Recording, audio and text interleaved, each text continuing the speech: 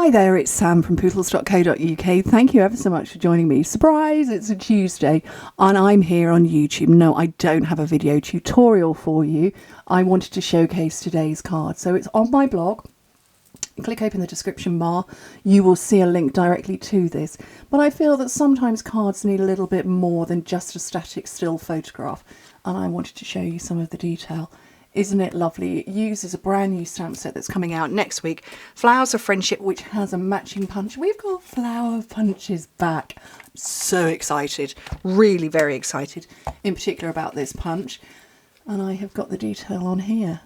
How pretty. So I've done some colour bleeding on there. But I just felt that I wanted to show you a little bit more in detail. So to find out how to get hold of all of these and all of the details about this and all of the colours I've used, do click open the description bar, head straight to my blog and you can find everything there. Bye.